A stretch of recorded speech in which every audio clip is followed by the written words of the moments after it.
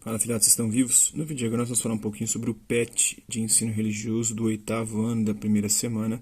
Vamos falar mais precisamente sobre crenças religiosas, a nossa fé, ou aqueles que têm fé, algum tipo de fé religiosa que acaba influenciando também a sua filosofia de vida, o seu modo de viver, de pensar, de agir, né? Então isso está no campo das crenças, no campo da fé, que gera geralmente convicções, dogmas, verdades religiosas que influenciam as nossas atitudes, o nosso comportamento, como eu já disse, o nosso modo de pensar e de agir.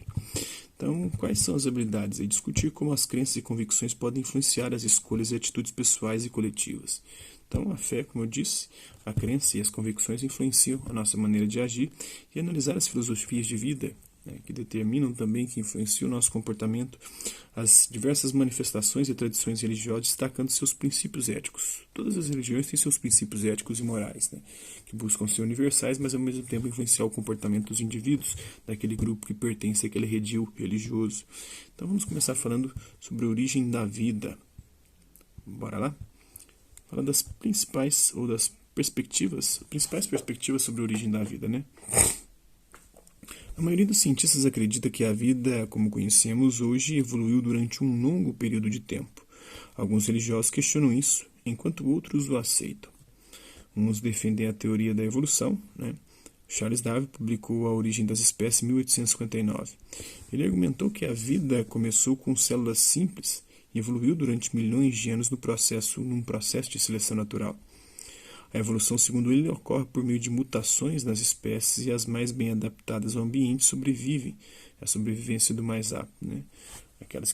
Aquelas características também dos indivíduos que permitem uma melhor adaptação a determinado ambiente faz com que ele tenha uma vantagem sobre os outros no processo evolutivo e tenha mais facilidade de sobreviver. Aqueles que não têm essa adaptabilidade ou essas características acabam sendo extintos porque não conseguem se adaptar. A teoria de Darwin diz que os humanos são parte do reino animal, não separados dele. A vida humana se desenvolveu a partir de um ancestral comum com outros primatas, segundo Darwin. Agora vamos falar dos relatos cristãos e judaicos. Cristãos e judeus compartilham os mesmos relatos de criação que são encontrados no livro dos Gênesis, capítulos 1 e 2. Esses relatos descrevem como Deus criou pássaros, peixes, criaturas, plantas e humanos. A primeira história do Gênesis, do 1, 2 e 3, diz que Deus criou os humanos no 6º dia da criação, à sua imagem e semelhança, em imago Dei em latim. A segunda história está no livro do Gênesis, capítulo 2, diz que Deus criou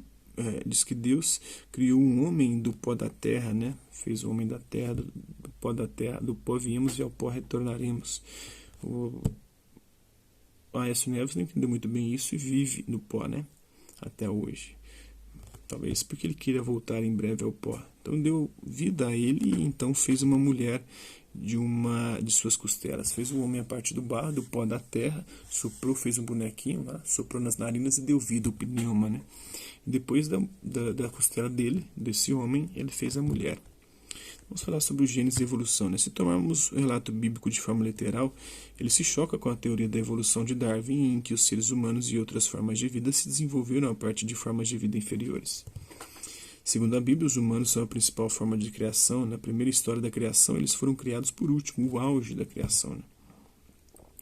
Segundo a teoria da evolução, os humanos evoluíram sem intenção.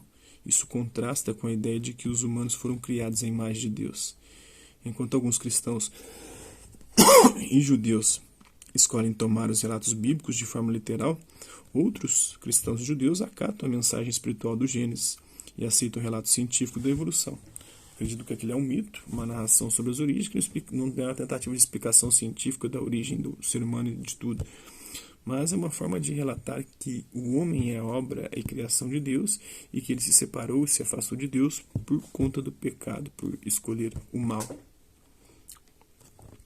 Podemos dizer que o Gênesis é uma alegoria, uma história com um significado oculto, é um mito,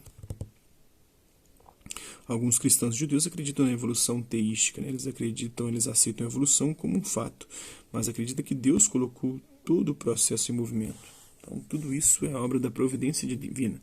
Se há evolução, se os seres evoluíram, isso já estava programado de alguma maneira, foi Deus quem fez e colocou nos seres essa potencialidade evolutiva. Vamos ver a perspectiva islâmica. O Alcorão diz que Alá começou a criação do homem a partir do barro. Muçulmanos, assim como cristãos e judeus, têm histórias sobre as origens da vida humana. Isso inclui Adão e sua esposa, que não tem nome no Alcorão, mas os muçulmanos a chamam de Ava, ou Eva, seus filhos, Caim e Abel, e o fruto proibido. Alguns muçulmanos aceitam esses relatos islâmicos como explicações literais para o desenvolvimento da vida humana. São chamados muçulmanos criacionistas, são chamados de criacionistas. Alguns muçulmanos aceitam a perspectiva científica moderna, incluindo a evolução. Outros unem ambas as ideias e dizem que Deus está por trás do processo evolutivo de evolução, a chamada evolução teísta. Então é isso aí. Espero que vocês tenham gostado do vídeo. Hasta la vista e até a próxima.